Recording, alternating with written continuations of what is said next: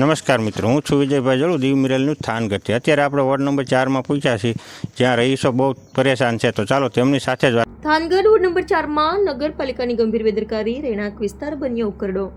થાનગઢ શહેરના ward number 4માં સ્થાનિક વહીવટીતંત્રની ઘોર બેદરકારી સમાવી છે, જેના કારણે સ્થાનિક રહીશોનું આરોગ્ય જોખમાયું છે. સરકારી હોસ્પિટલ, કોર્ટ, ન્યાય મંદિર અને શાળાની બિલકુલ વચ્ચે નગરપાલિકા દ્વારા કચરો ઠાલવવામાં આવી રહ્યો છે. કચરાને ત્યાં જ સળગાવવામાં આવતો હોવાથી ફેલાતો ઝેરી ધુમાડાને લીધે વૃદ્ધો, બાળકો અને દર્દીઓને શ્વાસ લેવામાં તકલીફ પડી રહી છે. કચરાની સાથે ખુલ્લામાં મૃત પશુઓ ફેંકવામાં આવતા અસહ્ય દુર્ગંધ અને રોગચાળાનો ભય વધ્યો છે.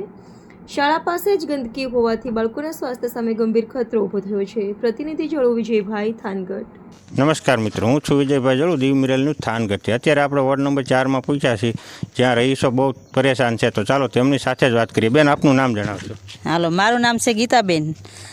અમારા એરિયામાં આમ જો અમારા સેવાળા ઘર છે, અહીંયા આમ જો નકરા ઢોરા ને એ બધું બહુ નાખી જાય, ગંદકી બહુ છે અને ધુમાડો એટલો કરે છે, ગમે ત્યાં આવો બહુ બાયસે રહેવાતું નથી. અમારા બાપુજી બહુ માંદા છે ને રહેવાતું નથી કાંઈ વાતે.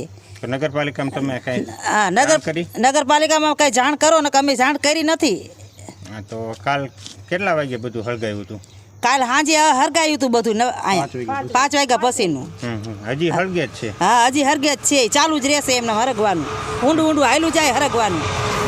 હા, બોલ ચાગુડી બોલ. અમે ધોરાસર પ્લોટમાં રહી છીએ ને સરકારી દવાખાના પાછળ રહી છીએ.